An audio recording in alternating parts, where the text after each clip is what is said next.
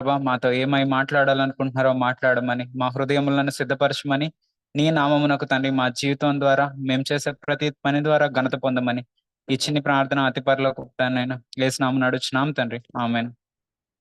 ఆ మరి మనము సంవత్సరంలో ఆఖరి ఆదివారం వచ్చాము. ఆ, నేను నేనేం చేస్తున్నానో అదే మీతో షేర్ చేసుకోవాలనుకుంటున్నాను. మరి మన లైఫ్ లో చూస్తే గనక ఇయర్ ఎండింగ్ లోకి వచ్చేసరికి ఏంటంటే చాలా థింగ్స్ మళ్ళీ మనం పరిశీలించుకోవడానికి, ఇంకోటి ఏంటంటే కొత్త సంవత్సరానికి మనలో ఉండే రిజల్యూషన్స్, మనం కొత్త రిజల్యూషన్స్ తీసుకుంటాము. ఎప్పుడు కొత్త రిజల్యూషన్స్ మన లైఫ్ లో వస్తాయి అంటే గనక పాత సంవత్సరం మొత్తాన్ని ఒకసారి మనం చూసుకున్నప్పుడు, పాత సంవత్సరం మొత్తాన్ని ఒకసారి మనము పరిశీలించుకున్నప్పుడు మన కొత్త సంవత్సరంలో మన జీవితంలో కావాల్సిన మార్పుల గురించి మనం ఆలోచిస్తాం. అలాగే నా జీవితంలో ఏంటంటే మనం చూడొచ్చు, మనం వరల్డ్లీ థింగ్స్ కి చాలా విషయాల్లో ఏంటంటే భూ సంబంధమైన విషయాలు, అది మన జాబ్ లో మరి నెక్స్ట్ ఇయర్ కి ప్రమోషన్స్ రావాలంటే నేను ఎలా పని చేయాలి, ఈ సంవత్సరం చేస్తున్న పని కంటే నెక్స్ట్ ఇయర్ నా పనితీరు ఎలా ఉండాలి, లేదు అంటే గనక నా హెల్త్ ఈ సంవత్సరం సరిగ్గా లేకపోతే నెక్స్ట్ ఇయర్ నా హెల్త్ ని ఎంత మంచిగా చేసుకోవచ్చు. ఇంకా అలాగే మన విషయాల్లో ఏంటంటే ఆర్థికంగా మనం ఈ సంవత్సరం అంతా మనం ఆర్థికంగా సరిగ్గా లేకపోతే, లేదు మనం ఏమైనా బిజినెస్ చేస్తున్నప్పుడు ఆ బిజినెస్ లో దేవు మనం అనుకున్న ప్రాస్పెరిటీ రాకపోతే, ఇవన్నీ మనం పరిశీలించుకొని ఏం చేస్తామంటే కొత్త సంవత్సరానికి వచ్చేసరికి ఏంటంటే మనం అన్ని చేంజెస్ చేసుకుంటాము. ఓకే, నెక్స్ట్ ఇయర్ నుంచి ఇలా ఉండాలి, నెక్స్ట్ ఇయర్ నుంచి ఈ ఈ చేంజెస్ మనలో ఉంటే గనక మన నెక్స్ట్ ఇయర్ అంతా కూడా ఫ్రూట్ఫుల్ గా ఉంటది అని చెప్పి మనం ప్రతి దాంట్లో పరిశీలించుకుంటాము. అలాగే చూస్తే గనక పాత నిబంధనలో కూడా ఏసేపు కాలంలో కూడా తనకొచ్చిన ఆ యొక్క డ్రీమ్ ద్వారా, తనకొచ్చిన ఆ విజన్ ద్వారా ఏంటంటే తన ముందు సంవత్సరాలకు అంతటికీ కూడబెట్టుకున్నారు. సేమ్ మన జీవితాల్లో అలాగే మనం పరిశీలించుకుంటా ఉంటాము. కానీ నేను ఎర్త్లీ పరంగా ఇంత పరిశీలిస్తున్నప్పుడు, ఎందుకంటే ఇప్పుడు నా జీవితంలో ఏంటంటే నా బిడ్డలు ఇద్దరికి నెక్స్ట్ స్కూల్ గురించి ఏంటంటే ఆలోచిస్తున్నాము. నెక్స్ట్ ఎక్కడ వేయాలి స్కూల్, ఎలాంటి స్కూల్లో వేస్తే వాళ్ళు ఎలా చదువుతారు, మేము ఎక్కడ ఉండాలి, వాళ్ళ స్కూల్కి ఇబ్బంది లేదు, ఇవన్నీ నేను ఆలోచిస్తున్నప్పుడు నేను నా జీవితంలో పరిశీలించుకున్నాను ఏంటంటే ఎర్త్లీ థింగ్స్ మాత్రమే కాదు, నా స్పిరిచువల్ లైఫ్ గురించి, అంటే నా ఆత్మీయమైన జీవితం గురించి నేను ఎలా పరిశీలించుకోవాలి. ఎందుకు అంటే గనక ఇదివరకు నేను ఆ సిఎఫ్సి టీచింగ్స్ తెలిసినప్పటికీ కొన్ని సంవత్సరాలు ఎలా ఉండేది అంటే ఏంటంటే సిఎఫ్సి టీచింగ్స్ వింటున్నాను, జాక్ పూనన్ అంకుల్ బోధలు వింటున్నాను, ఇవన్నీ చేస్తున్నప్పటికి ఏంటంటే న్యూ ఇయర్ అనే వచ్చేసరికి కొత్త సంవత్సరంలోకి వస్తున్నప్పుడు పాత సంవత్సరం గురించి ఎప్పుడు ఎవాల్యుయేట్ చేసుకునేవాడిని కదా. అంటే ఏంటంటే పాత సంవత్సరం నేను ఆత్మీయంగా ఎలా ఉన్నాను, ఆత్మీయంగా ఎలా ఎదుగుతున్నాను, ఆత్మీయ స్థితి నాది ఎలా ఉంది అనేది ఎప్పుడు పరిశీలించుకునేవాడిని కాదు. ఏం చేసేవాడిని అంటే ఓకే, నెక్స్ట్ ఇయర్ వస్తుంది, నెక్స్ట్ ఇయర్ లోకి దేవుడు ఆశీర్వదించాడు, ఈ ఇయర్ అంతా నెక్స్ట్ ఇయర్ కూడా ఆశీర్వదిస్తాడు, అలా వెళ్ళిపోయేవాడిని. కానీ కొన్ని సంవత్సరాల తర్వాత ఏమైందంటే సిఎఫ్సి టీచింగ్స్ విన్న కొద్దీ ఏమైందంటే ఓకే, నెక్స్ట్ ఇయర్ లోకి నేను వెళ్తున్నప్పుడు ఎలా ఉండేది నా ఆలోచన అంటే గనక నేను లాస్ట్ ఇయర్ కి ఈ సంవత్సరానికి ఎంత ఎక్కువ నేర్చుకున్నాను. అంటే నా ఆలోచన ఎలా ఉండేదంటే లాస్ట్ ఇయర్ నాకు చాలా వాక్యాలు తెలియకపోవచ్చు, ఈ టీచింగ్స్ వింటున్న ద్వారా ఏంటంటే ఓకే చాలా ఇప్పుడు ఏంటంటే మనకి డైలీ డివోషన్స్ కూడా చాలా వచ్చాయి. ఈ డైలీ డివోషన్స్ వింటున్నప్పుడు ఏంటంటే ఇయర్ ఎండ్కి వచ్చేసరికి నేను ఎలా కంపేర్ చేయడం మొదలు పెట్టాను అంటే గనక లాస్ట్ ఇయర్ నాకు ఏ వాక్యాలు తెలుసు, ఈ ఇయర్ నాకు ఏ వాక్యములు ఇంకా ఎక్కువగా తెలుసు. అలా పరిశీలించుకుంటున్నప్పుడు నాకు అర్థమైంది ఏంటి అంటే నేను నిజమైన పరిశీలన నాలో చేయట్లేదు. నా పరిశీలన ఎలా ఉంది అంటే గనక జ్ఞానపూరితంగా, అంటే ఏంటంటే లాస్ట్ ఇయర్ నాకు ఏ వాక్యాలు తెలియలేదు, ఈ ఇయర్ నాకు ఏ వాక్యాలు తెలిసినాయి. అప్పుడు నేను దేవుని దగ్గరికి వెళ్ళినప్పుడు దేవా నా పరిశీలన సరిగ్గా లేదు, నిజమైన పరిశీలన నేను ఏం చేసుకోవాలి అని గమనించినప్పుడు నాకు నాకు దేవుడిచ్చిన జ్ఞానం ఏంటి అంటే గనక ఎన్ని వాక్యాలు నేర్చుకున్నాం అనేది కాదు, లేదా ఎంత జ్ఞానం పొందాము. లాస్ట్ ఇయర్ మనకు ఒక వాక్యం తెలియకపోవచ్చు, ఏంటి అంటే గనక నీ శత్రువులను ప్రేమించాలి అనేది తెలియలేదు. ఈ సంవత్సరం వచ్చేసరికి నీ శత్రువులను ప్రేమించాలి అనేది తెలిసింది. అని తెలుసుకుంటే నిజంగా మనం ఆత్మీయంగా ఎదిగినట్ట? నేనైతే పరిశీలించుకుంది ఏంటంటే లేదు దేవా, నేను ఆత్మీయంగా ఎదగలేదు, కేవలం జ్ఞానపూరితంగా ఎదిగాను అంతే. కానీ నిజమైన పరిశీలన ఎప్పుడు మొదలవుతుంది అంటే గనక నువ్వు విన్న వాక్యము నీ జీవితంలో నిజమైనప్పుడు మాత్రమే మొదలవుతుంది నీ ఆత్మీయ ఎదుగుదల. నువ్వు వింటున్న ప్రతి వాక్యం అది ఒక్క వాగ్దానమైన అవ్వచ్చు. బైబిల్లో దేవుడు మన కొత్త నిబంధనలో మన కొరకు ఎన్నో వాగ్దానాలు ఇచ్చాడు. ఆ వాగ్దానాలన్నీ మనం తెలుసుకున్నప్పుడు మనం దేవుని దగ్గరికి వెళ్ళి నిజమైన పరిశీలన చేసుకోవాల్సింది ఏంటంటే, దేవా నాకు ఈ వాగ్దానాలు ఈ సంవత్సరం అంతా తెలియచేసావు. ఓకే, సంవత్సరం ఆఖరికి నేను వచ్చి ఉన్నాను. నిజంగా నాకు ఈ వాగ్దానాలు నా జీవితంలో నిజమయ్యాయా లేవా? ఏదైనా ఒక్క వాగ్దానం, ఏ ఏ ఒక్క వాగ్దానం అయినా సరే, మీ జీవితంలో అనుకున్న వాగ్దానం నిజంగా ఇయర్ ఎండ్‌కి వచ్చేసరికి ఆ వాగ్దానం మీ జీవితంలో నెరవేరిందా లేదా? తెలుసుకోవటం మాత్రం కాదు, అది నెరవేరినప్పుడు నిజంగా మన పరిశీలన మొదలైనట్టే. ఒకవేళ ఆ వాగ్దానం గనక నెరవేరకపోతే గనక మనం ఆలోచించాలి. నిజంగా మన పరిశీలన కరెక్ట్ గా ఉందా లేదా?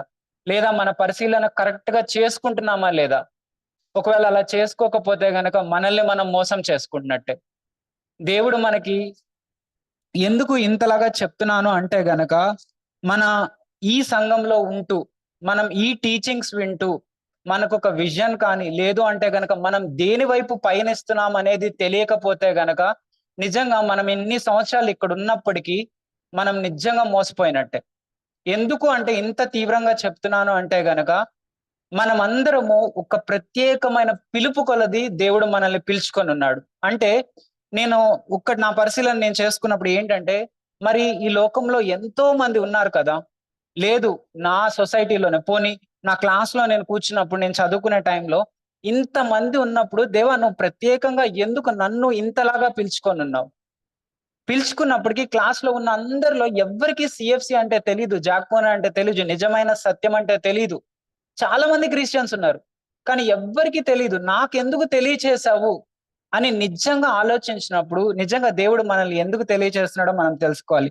రోమీయులకు రాసిన పత్రిక 8వ అధ్యాయము 29వ వచనం.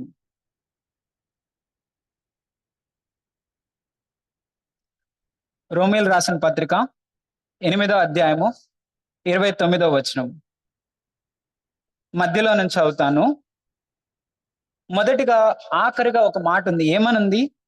వారిని ముందుగా నిర్ణయించెను. దేవుడు ఏంటంట, ఎవరినైతే ముందుగా నిర్ణయించెనో, ఇంగ్లీష్ లో క్లియర్ గా ఉంటాడు, దోస్ హు ఆర్ బీన్ ప్రీడెస్టిన్డ్ అంటే ఏంటంటే, ఎవరైతే ముందుగా నిర్ణయింపబడి ఉన్నారో, మనందరం కూడా దేవుని చిత్తంలో ముందుగా నిర్ణయింపబడి ఉన్నాము. దాంట్లో ఏ సందేహం లేదు. అందుకే మనం దేవుని తెలుసుకొని ఉన్నాము. అందుకే మనకి దేవుడు ప్రత్యేకంగా మనల్ని ఇంకా అధికంగా ప్రేమించి ఈ సత్యములు తెలుసుకోవడానికి, అబద్ధ బోధల్లోకి వెళ్ళిపోకుండా మనల్ని దేవుడు కాపాడుకొని ఈ సత్యంలో తెలుసుకోవడానికి ముందుగా దేవుడు మనల్ని నిర్ణయించుకొని ఉన్నాడు. ఆ నిర్ణయించుకున్న వాళ్ళ మనమై ఉండి, మన మనల్ని దేని కొరకు నియమించుకున్నారు అంటే గనక పైనుంది. ఏమనుంది? వారు తన కుమారుని స్వారూప్యము గలవారగుటకు. మనము దేని కొరకు పరిగెడుతున్నాము? మన విజన్, మన యొక్క ఎప్పుడు మన గురి ఏమై ఉండాలి అంటే గనక ఇదే అయి ఉండాలి. ఏంటి అంటే గనక మనం ఆయన స్వారూప్యంలో మారుటకు మాత్రమే. మనం ఈ సంఘంలో కూర్చుంటున్నాం అంటే గనక మనము ఏదో బయట సంఘాలు నచ్చకొచ్చి కూర్చోడము, లేదు అంటే గనక ఇక్కడైతే మనీ అడగరు, ఇక్కడైతే ఏం ప్రెషర్స్ పెట్టరు, ఇక్కడైతే గనక అంటే ఏంటంటే బయటలాగా వాక్యం ఎత్తిపెట్టి చూపించాలి, ఇలాంటివి ఏమీ ఉండవు అనుకొని, ఒకవేళ లేదు అంటే బోధలు బాగా నచ్చి బయట అంతా డబ్బుల గురించి మాట్లాడుతున్నా, ఇలా మాట్లాడుతున్నా, ఇక్కడ అలా మాట్లాడరు, లేదా టీచింగ్స్ నచ్చి ఇక్కడ వచ్చి కూర్చుంటున్నారు అంటే గనక మీ విజన్ తప్పున్నట్టే. మనం ఇక్కడ దేవుడు మనల్ని కూర్చోబెట్టి ఎందుకు నిర్ణయించాడు అంటే గనక మన ఒకే గురి ఏంటి అయి ఉండాలంటే, మనం ఆయన స్వారూప్యంలో మారుటకు మాత్రమే. ఎప్పుడు అదే ఉండాలి. మనం చూసుకోవాలి. మనం 2024 స్టార్ట్ చేసిన దగ్గర నుంచి ఎండ్ అయిన వరకు ఆయన స్వారూప్యంలో మనం ఎంత మారి ఉన్నాము అనేదే మన మన యొక్క స్పిరిచువల్ చెకప్. మనల్ని మనం చెక్ చేసుకునేది అదే. దేవా నేను లాస్ట్ ఇయర్ కి ఈ ఇయర్ కి నేను ఎంతలాగా నీ స్వారూప్యం అందు మారి ఉన్నాను. అసలు ఆ విజనే మనకి లేకపోతే గనక మనల్ని సాతాను మోసం చేసినట్టే. నిజమైన ట్రూత్ నుంచి మనల్ని పక్కకు తొలగించినట్టే. మనం ఎప్పుడు కూడా విజన్ లోంచి పక్కకు తొలగకూడదు. మనం చేసే ప్రతి ఆలోచన మనం చేసే ప్రతిది, దేవుడు మనకి నేర్పించే ప్రతిదీ దేని కొరకు అంటే గనక మనం ఆయన స్వారూప్యం అందు మారుటకు. అందుకే మనల్ని నిర్ణయించుకున్నారు. ఎవరైతే ఆయన స్వారూప్యమందు వారుతారో, మారటానికి ఎవరైతే నిరంతరము ప్రయత్నిస్తున్నారో, నిర్ణయింపబడ్డారో, వాళ్ళని దేవుడిచ్చే ధన్యత ఏంటి వాళ్ళకి అంటే గనక పైనుంది. తన కుమారుడు అనేక సోదరులకు జ్యేష్ఠుడగనట్లు. అంటే నేనేమవుతానంట, యేసుక్రీస్తు ప్రభువారికి సొంత తమ్ముడిని అవుతాను, సొంత సిస్టర్ అవుతారు మీరు. ఈ ధన్యత ఎవరికి అంటే గనక ఆయన స్వారూప్యంలో మారుతున్న వాళ్ళకు మాత్రమే. ఆయన స్వారూప్యంలో మారకుండా లోకంలో నాకు నచ్చినట్టు నేను ఉంటాను, దేవుడు నాకు ఎన్ని తెలియచేస్తున్నా సరే, ఎంత నాలో పాపం చూపిస్తున్నా నేను కడుక్కోకుండా, పాపంను జయించకుండా లోకంలోనే జీవిస్తూ లోకం పరంగానే ఉంటాను. కానీ వస్తాను, చర్చ్కి వస్తాను, టీచింగ్స్ వింటాను, ఇవన్నీ చేస్తాను. కానీ ఆయన స్వారూప్యంలోకి నాకు మారటానికి నాకు నాకు ఆ ఇంట్రెస్ట్ కూడా లేదు అనుకుంటే చెప్తాను, మీరు జీసస్ క్రైస్ట్ బ్రదర్ సిస్టర్ అవ్వలేరు. క్లియర్ గా వాక్యం ఉంది, నేను నా మాటలతో చెప్పట్లేదు. మనం నిర్ణయింపబడింది దేని కొరకు అంటే గనక ఆయన స్వారూప్యంలో మారుటకు మాత్రమే. ఆ విజన్ ఎప్పుడు కూడా మన మన సైట్ లోంచి పక్కకి వెళ్ళకూడదు. మనం చేసే ప్రతి పని కూడా ఆయన స్వారూప్యంలో మారటానికి ఆయన ప్రతిదీ మన జీవితంలో ఎలా చేస్తున్నారు. మరి నిజంగా మనం ఎంతగా మారుతున్నాం ఆయన స్వారూప్యంలో? దినదినము ఎంతగా మనలోకి ఆయన స్వారూప్యం మనలోకి వచ్చి నివసిస్తుంది? నిజంగా నన్ను నేనైతే పరిశీలించుకున్నాను. దేవా, నేను లాస్ట్ ఇయర్ కి ఈ రోజుకి నా యొక్క జీవితం ఎలా ఉంది? నా శత్రువుని ప్రేమించే విషయంలో నా యొక్క ఆలోచన ఎలా ఉంది? నా వైఫ్ ని ప్రేమించే విషయంలో నేను ఎలా ఉన్నాను? సంఘమును కట్టుడు విషయంలో నా ఆలోచన ఎలా ఉంది? డబ్బుల పట్ల నా వైఖరి ఎలా ఉంది? లేదు, నేను ఖాళీ సమయాల్లో నా థాట్స్ పట్ల, అంటే నా ఆలోచనల పట్ల, ఇవన్నిటి విషయాల్లో నేను నీ స్వారూప్యంలో మారానా లేదా అని చెప్పి నేను స్పిరిచువల్ చెకప్ చేసుకున్నప్పుడు ఇంకా ఇంకా నేను ఆయన స్వారూప్యంలో మారలేదు. That is the true checkup. అది నిజమైన స్పిరిచువల్ చెకప్ మనకు కావాల్సింది. ప్రతి విషయంలో మనం గమనించాలి, దేవుడు ఈ మనకి ఇంత మంచి బోధలు ఎందుకు ఇస్తున్నారంటే ఆయన స్వారూప్యంలో మనం మారుటకు. ప్రతి విషయం చిన్న పిల్లలు కూడా చెక్ చేసుకోవచ్చు. నేను నా తల్లిదండ్రులకి మరి దేవుడిచ్చిన ఒకే ఒక్క మాట ఏంటంటే రెస్పెక్ట్ యువర్ పేరెంట్స్. ఆ ఒక్క విషయంలో నేను ఎంత ఒబే చేస్తున్నాను నా పేరెంట్స్ కి. నిజంగా మనం మన పేరెంట్స్ కి ఒబే చేస్తే నిజంగా ఆయన స్వారూప్యంలో మారినట్టే. ఎందుకు ఇంతలాగా చెప్తున్నాను అంటే గనక, జీసస్ క్రైస్ట్ 33.5 years, అంటే ఆయన 33.5 ఏళ్ల సంవత్సరంలో మనందరికీ తెలుసు, ఈ వాక్యం ఎన్నోసార్లు చెప్పబడి ఉంటుంది. 30 ఏళ్ళు తను ఒక జీవితం జీవించారు. ఆ జీవితం ఏంటి అంటే గనక తండ్రికి ఇష్టకరమైన జీవితం. ప్రతిరోజు ఆయన జీవితాన్ని జీవించి, ఆ లైఫ్ ఇంపార్టెంట్, ఆ లైఫ్ ని ఆయన జీవించి మనకి చూపిస్తున్నారు ఏంటి అంటే ఇట్టి విధంగా మీరు జీవించాల. మరి మనం నిజంగా ఆ స్వారూప్యంలో మనం మారుతున్నామా? నిజంగా ప్రతిరోజు మనలో ఆయన స్వారూప్యం మనలో కనపడుతుందా? ఇంట్లో చూడొచ్చు, హస్బెండ్స్ అయితే గనక భార్యలే చెప్తారు ఖచ్చితంగా మనకి. మనలో గాడ్ గనక మనలోకి ఆ చేంజ్ వస్తే గనక వాళ్ళకి తెలుస్తుంది. హస్బెండ్స్ వైఫ్స్ కి, వైఫ్ హస్బెండ్స్ కి. లేదు అంటే గనక మన ఎల్డర్ బ్రదర్స్ కి తెలుస్తుంది మన జీవితంలో. మన తోటి సహోదరులకి తెలుస్తుంది. మనం ఎక్కడికి వెళ్ళినా కూడా ఖచ్చితంగా వేరే వాళ్ళకి తెలుస్తుంది ఆయన స్వారూప్యంలో మన వర్డ్స్ ఎలా ఉన్నాయి, మనం ఎలా మాట్లాడుతున్నాం, మన చూపులు ఎలా ఉన్నాయి, మనం చేసే పనులు ఎలా ఉన్నాయి, ప్రతిదీ. ఒకవేళ గనక మనం ఆయన స్వారూప్యంలో మారకపోతే గనక నిజంగా మనం తప్పుదోవలో ఉన్నట్టే, కరెక్ట్ అయిన వేలో మనం లేనట్టే. ఎందుకు ఇలా చెప్తున్నాను అంటే గనక 2 కొరింథీయులకు రాసిన పత్రిక 3వ అధ్యాయము 18వ వచనం.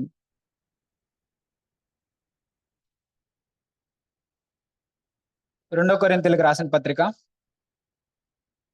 3వ అధ్యాయము 18వ వచనం. మనమందరమును ముసుగులేని ముఖముతో ప్రభువు యొక్క మహిమను అద్దము వలె ప్రతిఫలింపజేయు మహిమ నుండి అధిక మహిమనకు పొందుచు ప్రభువు ఆత్మ చేత ఆ పోలికగానే మార్చబడుచున్నాము. ఇక్కడ ఏమవుతుందంట, మనము ఎలా మరి ఇలా యేసుక్రీస్తు ప్రభువారి వలె మారటానికి మనం ఏం చేయాలి? మనకి ఎక్కడ తెలుస్తుంది యేసుక్రీస్తు ప్రభువారు ఎలా జీవించారు? మరి ఆయన జీవితంలో నిర్ణయాలు తీసుకున్నారు? ఆయన ఎలా ఎలా ప్రతి విషయంలో, అంటే నేను వెళ్తున్న ప్రతి పరిస్థితి నాకంటే ముందుగా అనుభవించి ఉన్నారు కదా, ఆయన ప్రతి పరిస్థితిలో ఎలా చేశారు అంటే గనక ఒక్కటే, మనం ఇచ్చిన దేవుడు మనకిచ్చిన పరిశుద్ధ గ్రంథం ద్వారానే. ప్రతిరోజు మనం మెడిటేట్ చేయాలి గాడ్స్ వర్డ్ ని. చదవటం కాదు, యూ హ్యావ్ టు మెడిటేట్. అంటే ప్రతిరోజు మనం ధ్యానించాలి ఆయన వాక్యం. ఆయన వాక్యాన్ని ధ్యానిస్తున్నప్పుడు ఏమవుతుందంటే ఆయన ఆత్మ మనకు ఒక అద్దం లాగా ఉంటదంట.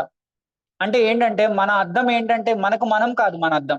లేదు అంటే గనక వేరే సహోదరులు కాదు మన అద్దం. మన అద్దం ఎవరు అంటే యేసుక్రీస్తు ప్రభువారు మన ఎదురుంగా ఉన్నారు. ఆయన అద్దములో ఆయన యొక్క మనం వెళ్తే ప్రతి పనిలో ఏంటంటే యేసుక్రీస్తు ప్రభువారి యొక్క జీవితమును మనకు ఆత్మ చూపిస్తది, పరిశుద్ధాత్మ. ఇదిగో ఈ పరిస్థితిలో యేసుక్రీస్తు ప్రభువారు ఇలా చేస్తారు. అక్కడ మాత్రమే అంటే ఏంటంటే యేసుక్రీస్తు ప్రభువారు ఇలా చేస్తారు అని చెప్పడం మాత్రమే కాదు ఆత్మ చేసే పని. ఆత్మ చేసే గొప్ప విషయం ఏంటి అంటే గనక ఏమనుంది ఆఖరిగా, ప్రభువగు ఆత్మ చేత ఆ పోలికగానే మార్చబడుచున్నాము. అంటే ఆయన స్పిరిట్ మనల్ని ఏం చేస్తదంటే కేవలం చూపించడం మాత్రమే కాదు యేసుక్రీస్తు ప్రభువారు ఎలా జీవించారు. ఆ జీవించడానికి సహాయం చేయగల ఆత్మ ఆయన ప్రొవైడ్ చేస్తారు మనకి. నిజంగా ఎంత అద్భుతమైన జీవితమో ఇది. ఎందుకంటే పాత నిబంధన గ్రంథంలో ప్రతి చోట ఏమని ఉంటదంటే, ఇలా చెయ్యాలి మీరు. ఇలా జీవిస్తే గనక మీకు ఆశీర్వాదాలు వస్తాయి. లేదు ఇలా జీవించకపోతే మీకు శాపాలు వస్తాయి అని చెప్పి ద్వితీయోపదేశ కాండం 28వ అధ్యాయం చదివితే మొత్తం ఉంటది. కానీ కొత్త నిబంధనలో ఉన్న గొప్ప భాగ్యం ఏంటంటే పరిశుద్ధాత్మ శక్తి. దేవుడు ఏం చేస్తాడు అంటే గనక, దేవా నేనొక పాపిని. నాకు నీలాగా జీవించాలనుంది. కానీ నాకు తెలీదు ఎలా జీవించాలో. నీ వాక్యం చదువుతున్నాను. నాకు వాక్యం తెలుస్తుంది. కానీ ఈ పరిస్థితిలో ఎలా జీవించాలో నాకు తెలియట్లేదు. అన్నప్పుడు ఏం చేస్తుందంటే ఆత్మ మనలోకొచ్చి యేసుక్రీస్తు ప్రభువారు ఎట్టి రీతిగా జీవిస్తారో అట్టి రీతిగా మనకి బోధించటం మాత్రమే కాదు, అట్టి రీతిగా మనం జీవించడానికి మనలో శక్తిని నింపుతుంది. నిజంగా నా జీవితంలో అయితే దేవుడే సాక్షి. ఎన్నో సార్లు నేను ఎక్స్పీరియన్స్ చేశాను అది. టిల్ టుడే కూడా ఎక్స్పీరియన్స్ చేస్తున్నాను. అంత గొప్ప సహాయకుడిని యేసుక్రీస్తు ప్రభువారు మనకి అందించి వెళ్ళి ఉన్నారు. ఇదిగో నేను తిరిగి వెళ్తున్నాను. మిమ్మల్ని అనాథలుగా విడిచిపెట్టను. నేను వెళ్ళి తండ్రి దగ్గరికి వెళ్ళి మీ కొరకు వ్యాజ్యమాడి పరిశుద్ధాత్మ దేవుడిని మీ కొరకు పంపిస్తున్నాను. ఇప్పుడు పరిశుద్ధాత్మ దేవుడు ఎక్కడుంటాడు? పైన ఉండడు. మనలోకొచ్చి జీవించి మనలో నుంచి ఆయన యొక్క జీవితమును జీవింపజేస్తారంట. ఎంత అద్భుతమైన జీవితం ఇది. దేవా నాలో వచ్చి మీరు జీవించి మీకు నచ్చిన విధంగా జీవించేటట్టు నన్ను చేస్తారా? ఇంతకంటే గొప్ప ధన్యకరం భాగ్యం ఏమీ ఉండదు. కానీ దీంట్లో ఉన్నది ఒక్కటే ఏంటి అంటే గనక మనమందరము ముసుగులేని ముఖముతో ప్రభు యొక్క మహిమను చూడాలి. మోషే ప్రభు యొక్క మహిమను చూడాలి అనుకున్నప్పుడు మోషేకి దేవుడు చెప్పిన మాట ఏంటి? మోషే నువ్వు నా మహిమను చూడలేవు. నువ్వు నా మహిమను చూడాలనుకుంటే నువ్వు చనిపోతావు అని చెప్తారు. కానీ ఈ రోజు దేవుడు మనకి చెప్తున్నారు ఏంటంటే ఆ ముఖము తెరను తీసివేసి దేవుని దగ్గరికి వచ్చి ఆయన మహిమను చూడాలంట. మరి ఎలా చూడగలం ఆయన మహిమను? దేవా మీరే చెప్తున్నారు కదా మీ మహిమను చూస్తే చనిపోతారు అని చెప్పి. మరి నేను ఎలా చూడాలి నీ మహిమను అంటే, మనం కూడా దేవుని దగ్గరికి వెళ్ళి చెప్పాలి, దేవా నేను చనిపోవడానికి సిద్ధం. నా స్వచిత్తాన్ని నేను ప్రతి దినము చంపుకోవడానికి సిద్ధంగా ఉన్నాను. ఎవరైతే వాళ్ళ స్వచిత్తాన్ని చనిపోవడానికి సిద్ధపడతారో వాళ్ళు ఆయన మహిమను చూడటానికి సిద్ధపడతారు. ఆయన మహిమను చూసిన ప్రతి ఒక్కళ్ళు దినదినము అంట ఆయన ఆత్మ ద్వారా ఆయన స్వారూప్యంలో మారతారంట. మరి మనల్ని మనం పరిశీలించుకోవాలి. 2024 నుంచి ఈ లాస్ట్ ఎండింగ్ వరకు దేవుడు ఎన్ని అవకాశాలు ఇచ్చుంటారు మనల్ని మనం చనిపోయి ఆయన మహిమలో మారటానికి. నిజంగా మరి ఆ ప్రతి పరిస్థితిలో మనం చనిపోయామా? లేదా లేదు నా స్వచిత్తమే గెలవాలి. దేవుడు చెప్పుండొచ్చు మన జీవితాల్లో ఆ ఎదుట వ్యక్తిని క్షమించు. లేదు ఆ ఎదుట వ్యక్తి నీకు హాని చేసినా సరే ఆ ఎదుట వ్యక్తిని నువ్వు ఆశీర్వదించాలి అని చెప్పినప్పుడు మనం ఎలా చేశాము? నిజంగా మనం ఆత్మకి లోబడి దేవా నేను చనిపోతాను ఇక్కడ. నేను చనిపోయి నీ మహిమను చూసి నీ వలే మారతాను. వాళ్ళని క్షమిస్తాను. వాళ్ళ కొరకు నేను ఆత్మతో నా హృదయంతో నేను ప్రార్థన చేస్తాను. అలా మనం చేశామా? లేదా దేవుడు చెప్తున్నాడు నాకు నేను చదివినప్పుడు love your wife as Christ loved the church అంట. నీ భార్యని ఎలా ప్రేమించాలి అంటే క్రీస్తు సంఘమును ప్రేమించిన విధంగా ప్రేమించాలి అంట. నేను దేవుడికి ప్రతిసారి చెప్తా, దేవా నువ్వు సంఘాన్ని ఎంత ప్రేమించావు అంటే గనక దాని కొరకు నిన్ను నువ్వు బలియాగంగా అర్పించేసుకున్నావు. నిజంగా నేను ఈ రోజు నా భార్య కొరకు బలియాగంగా అర్పించుకునే అంత ప్రేమ నాలో ఉందా? కానీ దేవా నేను అడుగుతున్నాను, నా స్వచిత్తంలో అయితే నిజంగా లేదు నేను అలా ప్రేమించే ప్రేమ. కానీ నేను చెప్తున్నాను నేను చనిపోవడానికి సిద్ధం. నా స్వచిత్తాన్ని చనిపోవడానికి సిద్ధం. ఎప్పుడైతే అలా సిద్ధపడ్డామో దేవుడు ఖచ్చితంగా ఆ ప్రేమను మనలో ఇస్తాడు. ఎందుకంటే ఆయన వాగ్దానం ఇది. ఆయన వాక్యంలో ఉన్న వాగ్దానం ఇది. అలాగే వైఫ్స్ కి గాడ్ చెప్తున్న మాట ఏంటంటే సబ్మిట్ టు యువర్ హస్బెండ్స్. నీ భర్తలకు లోబడి ఉండండి అని చెప్పారు. మనం నిజంగా కొన్నిసార్లు భర్తలు చేసే పనికి లోబడలేకపోవచ్చు, లోబడాలి అనిపించకపోవచ్చు. కానీ నిజంగా వెళ్ళి అడుగుతున్నాం మా దేవుడిని, దేవా నాకు లోబడాలని లేదు, నా స్వచిత్తంలో లోబడటానికి ఇష్టపడట్లేదు, కానీ నేను చనిపోతాను ఈ విషయంలో, నీ మహిమను నాకు చూపించండి, నేను లోబడతాను దేవా. నిజంగా అలా ఉన్నామా? లేదా రెబలియస్ గా వెళ్ళి మనం నిజంగా ఫేస్ టు ఫేస్ చెప్పేస్తున్నామా, నువ్వు ఇలా కాదు ఇలా లేదు అని? అలా ఉంటే గనక మనల్ని మనం నిజంగా లాస్ట్ ఇయర్ లో మనం ఇంకా ఆయన స్వారూప్యంలో మారినట్టే. ఇంకా అలా మనీ మ్యాటర్స్ లో దేవుడు చెప్తున్నాడు, ఎవ్వరికి అచ్చి ఉండొద్దు అని చెప్తున్నాడు. పొరపాటున మనం అచ్చి ఉంటే గనక తీర్చడానికి నిజంగా నా స్వచిత్తంలో ఏంటంటే తీర్చొద్దు, అప్పు తీర్చొద్దు, నీ సొంత లగ్జరీ లైఫ్ నే ఎంజాయ్ చేయి, తర్వాత తీర్చొచ్చు అప్పు అని చెప్తా ఉంటది. ఇప్పుడు జీవించు, హ్యాపీగా జీవించు, అప్పు తర్వాత అయినా కట్టొచ్చు అని చెప్తా ఉంటది. లేదు, నువ్వు దేవుడి దగ్గరికి వెళ్ళి చెప్తున్నావా, దేవా నన్ను నేను విరక్కొట్టుకుంటా, నేను ఏ పరిస్థితిలో ఉన్నా నన్ను నేను తగ్గించుకోవడానికి సిద్ధపడుతున్నాను, నేను చనిపోతాను దేవా నా స్వచిత్తానికి, నేను ఎంతైనా సరే నేను ఆ మనీని రీపే చేయాలనుకుంటున్నాను. నిజంగా అలా డబ్బుల విషయంలో అలా తీవ్రంగా తీసుకున్నామా? నేనైతే తీసుకున్నాను మనీ మ్యాటర్స్ లో. నా బ్యాంక్ బ్యాలెన్స్ నిల్ అయిపోయినా పర్లేదు, నాకు 0 రూపీస్ ఏం తినడానికి లేకపోయినా పర్లేదు, నేను ఎవ్వరికి అచ్చి ఉండను. నిజంగా మనం అంత గొప్ప తీర్మానం తీసుకున్నప్పుడు నిజంగా పరిశుద్ధాత్మ దేవుడు మనలోకి వచ్చి పనిచేస్తారు. మనం ఆయన స్వారూప్యంలో నిజంగా మారుతాం. శత్రువుల్ని ప్రేమించమని చెప్తున్నారు. మన జీవితంలో ఎంతో మంది ఎదురవుతా ఉంటారు, మనకు హాని చేయాలనుకునే వాళ్ళు, లేదు అంటే మనకు కోపం రేపెట్టేవాళ్ళు. ఈ అన్నిటి విషయాల్లో దేవుని కృతజ్ఞతాస్తులు, దేవా ఈ విషయంలో నాకు ఎదురు మాట్లాడాలనిపిస్తుంది, వాళ్ళతో గొడవాడాలనిపిస్తుంది, కానీ నీ స్వచ్ఛతానికి నేను చనిపోతాను దేవా, చనిపోయి నీ మహిమను చూసి నీ వలే మారుతాను నేను. దేవుడు ఎప్పుడు కూడా తన నామం విషయంలో ప్రతిసారి యేసుక్రీస్తు ప్రభువారి జీవితాన్ని మనం చూస్తున్నాం. ఎక్కడ కూడా ఆయన్ని అవమానించిన ప్రతిసారి ఆయన ఎవ్వరిని ఏమనలేదు. తండ్రి నామానికి అవమానం కలుగుతున్నప్పుడు మాత్రమే దేవుడు రెస్పాండ్ అయ్యారు. మరి ఈరోజు మన జీవితంలో కూడా అలాగే ఉందా? దేవా నీ నామం నాకు అవమానం జరుగుతున్నప్పుడు నేను ఏం పట్టించుకోను, అసలు ఏమి నాకు పట్టనట్టు ఉంటది, కానీ నా నామం నాకు అవమానం జరుగుతున్నప్పుడు మాత్రం నేను రెస్పాండ్ అవుతాను. ఎదుటి వాళ్ళకు తిట్టడానికి కొట్టడానికి కూడా సిద్ధమయ్యే హృదయం నాలో ఉంది. అలా ఉంటే గనక మనల్ని మనం పరిశీలించుకోవాలి, ఆయన ఇమేజ్ లోకి మనం మారలేదని. ఈ సంవత్సరం కూడా అలా వెళ్ళిపోయింది మన జీవితంలో. అలా ఉండకూడదు. మనం తీర్మానం చేసుకోవాలి, దేవా నా స్వచిత్తానికి చనిపోతాను. ఎవరైతే గనక దేవుళ్ళో ఉన్న వాగ్దానం అదే, those who are humble grace will be given to them. ఎవరైతే దీనులై ఉంటారో వాళ్ళకి ఖచ్చితంగా ఆయన కృప ఉంటదంట. మనందరికీ తెలుసు, ఎవరైతే కృపతో నింపబడతారో వాళ్ళకి పాపం వాళ్ళలో ఏలుబడి ఏం మాత్రమున చెయ్యదు. అన్నీ మనకు తెలిసిన వాక్యాలే. మరి మన జీవితంలో నిజమయ్యాయా? నిజంగా నా జీవితంలో ఈ వాగ్దానం ఈ సంవత్సరం నెరవేరింది. మెటీరియల్ బ్లెస్సింగ్స్ కాదు, గాడ్ మెటీరియల్ బ్లెస్సింగ్స్ ఇవ్వకపోయినా పర్లేదు, స్పిరిచువల్ బ్లెస్సింగ్స్. దేవా ఈ పాపంలో నాకు ఈ సంవత్సరం నిజంగా నేను స్పిరిచువల్ ప్రోగ్రెస్ నాలో ఉంది అని చెప్పగలమా? ఎస్, నేను ఈ విషయంలో నేను ఆయన ఇమేజ్ లోకి మారాను అని చెప్పగలమా?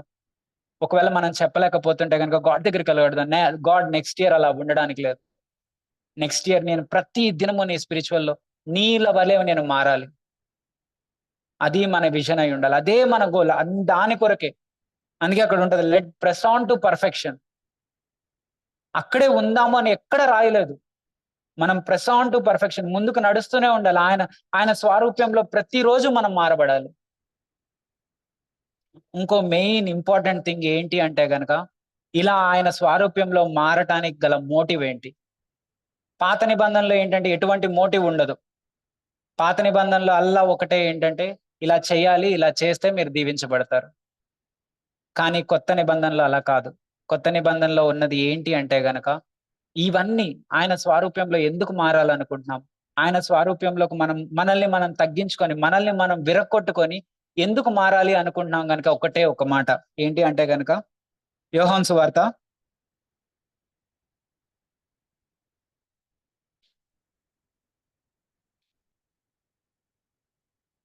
14వ అధ్యాయము 15వ వచనం.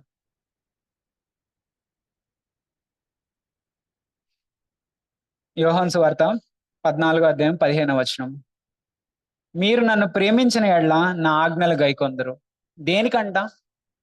ఒక్కటే ఒక మాట, దేవుడు నన్ను దీవిస్తాడని కాదు, లేదా దేవుడు నన్ను ఆశీర్వదిస్తాడని కాదు, లేదా దేవుడు నన్ను అధికంగా ఈ వరల్డ్ లో నాకు ఎటువంటి బాధలు టెన్షన్స్ ఏమీ లేకుండా చేస్తాడని కాదు, లేదా నేను ఎక్కడికి వెళ్ళినా నాకు విజయం వస్తుందని కాదు. ఇవన్నిటి కొరకు నేను జీవించడం కాదు. ఒక్కటే ఒక్కటే నా ఏం ఏంటంటే నన్ను ఎవరైతే ప్రేమిస్తున్నారో వాళ్ళు నా ఆజ్ఞలు గైకొంటారంట. ఒక్కటే మన మోటివ్ అయి ఉండాలి. దేవా నేను నిన్ను ప్రేమిస్తున్నాను గనక నిజంగా నువ్వు చెప్పినట్టు నేను జీవించడానికి సిద్ధం. నేనైతే నిజంగా నేనైతే సిద్ధపడ్డాను. దేవా ఈ రోజు నుంచి నువ్వు నాకు ఏమి ఇవ్వకపోయినా పర్లేదు. నా లైఫ్ లో ఏమి నువ్వు నా ప్రార్థన ఆలకించకపోయినా పర్లేదు. స్టిల్ నాకు నీలాగా నీ స్వరూప్యంలోకి మారాలని ప్రతిరోజు ఉంది. ఎందుకంటే ఆయన ప్రేమ నన్ను అంతగా నింపుకొని ఉన్నాను. ఆయన ప్రేమ నన్ను అంతగా నింపింది. ఎందుకంటే గెత్సేమనే తోటలో సిలువలో నా కొరకు చేసిన బలియాగమే చాలా గొప్పది. దానికి గొప్పది అని కాదు, ఇంకా ఏమైనా మాట ఉందో నాకు తెలీదు. అంతది నాకు మొత్తము చేసి ఉన్నాడు. ఇంకా ఆయన దగ్గర నుంచి నాకు ఏమీ వద్దు. నా జీవితంను అలా అర్పించేయాలి. అటువంటి గొప్ప త్యాగమును యేసుక్రీస్తు ప్రభువారు మన కొరకు చేసి ఉన్నారు సిలువలో. అలా ఎవరైతే ఆయన ప్రేమను చూస్తారో వాళ్ళు ఆయన ప్రేమతోటి ఆయన ఆజ్ఞలు గైకొంటారంట. గాడ్‌కి చెప్తా అదే మనం చూడొచ్చు పౌలు భక్తులు, అపోస్తులు లేదంటే ఆయన కొరకు జీవించిన మార్టర్స్ ఎందుకు ఆయన కొరకు అంతలాగా చేసి ఉన్నారు? ఎప్పుడైనా అడిగారా వాళ్ళని? మీరు ఇంతగా దేవుడి కొరకు జీవిస్తున్నారు కదా! ఎప్పుడైనా ఆలోచించారా? ఇంత కొరకు దేవుడి కొరకు జీవిస్తున్నారు కదా! మీరు చంపబడ్డారు. అందరి చేత కొట్టబడ్డారు. హతసాక్షులయ్యారు. మీకేం బాధగా లేదా? నో. ఎందుకంటే ఆయన ప్రేమ అంత గొప్పది. ఆయన ప్రేమ కొరకు మేము ఏం చేసినా ఇంకా తక్కువే అంటారు. అదే అదే రివల్యూషన్‌లో కూడా ఉంటది. ఏం చేస్తారంట వాళ్ళ నెత్తి పైన ఉన్న కిరీటాలు ఆయన పాదముల దగ్గర విసిరేస్తారంట. ఆయన పాదముల దగ్గర దేవా నీ ప్రేమ కంటే ఇవేమీ విలువైనవి కావు మాకు. ఈరోజు మనం కూడా అంతే. గాడ్‌కెళ్ళి మనం అలాగే జీవించాలి. దేవా నాకు నీ ప్రేమతో నేను నింపబడి ఉన్నాను. నీ ఆజ్ఞలన్నీ ఎప్పుడు కూడా నాకు భారమైనవి కావు. ఆల్‌వేస్ మనం ఏది చేసినా సరే ఆయన ప్రేమ అనే మోటివ్ మనలో ఉండాలి. నిజంగా ఆ మోటివ్ గనక మనలో లేకపోతే గనక నిజంగా మనం ఏమన్నా దేవుడి దగ్గర నుంచి ఆశిస్సి చేస్తున్నామంటే నిజంగా మళ్ళీ మనం మోసపోయినట్టే. Our ultimate aim should be only one thing. ఆయన స్వారూప్యంలో మారాలి. ఆయన స్వారూప్యంలో మారేటప్పుడు మనం చేసే ప్రతి పని కూడా ఆయన ప్రేమతో నింపబడి చేయాలి. ఎవరైతే ఆయన ప్రేమతో నింపబడి ఉంటారో గనక వాళ్ళు దేనికి భయపడరింక. వాళ్ళ జీవితంలో ఏది వెనక్కి తిరిగి చూడాల్సిన అవసరం లేదు. ఇంకా నేను ఒకటే ఒక బ్లెస్సింగ్ చెప్తాను. అనుకోవచ్చు మరి నా ప్రార్థన ఆలకించకపోతే నా జీవితం ఎలా? నేను ఎలా జీవిస్తాను ఈ లోకంలో? ఎలా నేను వెళ్ళే పరిస్థితులన్నీ ఎలా అని? దేవుడు అన్యాయస్తుడు కాడు. నా దేవుడు ఎప్పుడు అన్యాయస్తుడు కాదు. మత్తయి సువార్త ఇప్పుడే సండే స్కూల్ పిల్లలు కూడా చెప్పారు. 6వ అధ్యాయము 33వ వచనము. దేవుడినిచ్చిన ఇది నియమం. అంటే ఏంటంటే 100% అన్నమాట ఇంకా. కాబట్టి మీరు ఆయన రాజ్యమును నీతిని మొదట వెదుకుడి. అప్పుడు అవన్నీ మీకు అనుగ్రహింపబడునంట.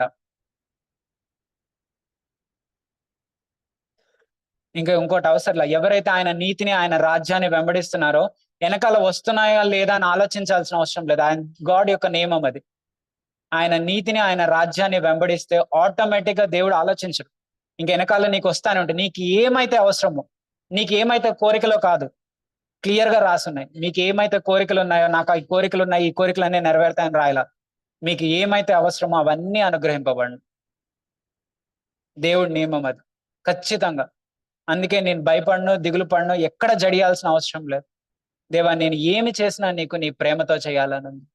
ఈవెన్ నీ చర్చ్‌లో సర్వీస్ చేసినా ఔట్ ఆఫ్ లవ్. నేను వేరే వాళ్ళ శత్రువుని ప్రేమిస్తున్నా ఔట్ ఆఫ్ లవ్. నీ ప్రేమతో నేను చేయాలి. నా భార్యను ప్రేమిస్తున్నా నీ ప్రేమతోని. ప్రతీది. ఎందుకంటే గనక ఆయన స్వారూప్యంలో మారుటకు నేను సిద్ధపడి ఉన్నాను. ఇంత మంచి నేను ఈ పరిశీలనతోటి నేను లాస్ట్ ఇయర్ చూసినప్పుడు నిజంగా ఇంకా చాలా విషయాలు ఆయన స్వారూప్యంలో మారాల్సింది. దేవా మార్చమని నేను నెక్స్ట్ ఇయర్‌కి ఆ విషయంలో నేను ముందుకు నడుస్తున్నాను. దేవుడు ఈ మాటలు దీవించినాక ప్రార్థన చేసుకుందాం.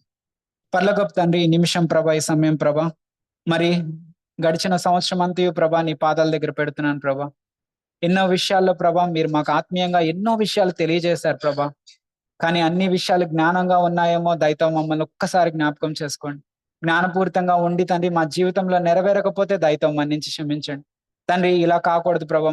మా యొక్క రానున్న సంవత్సరాలు ప్రభా నిజంగా ప్రభా ప్రతి వాగ్దానం మా జీవితంలో సత్యం అవ్వాలి, నిజం అవ్వాలి ప్రభా.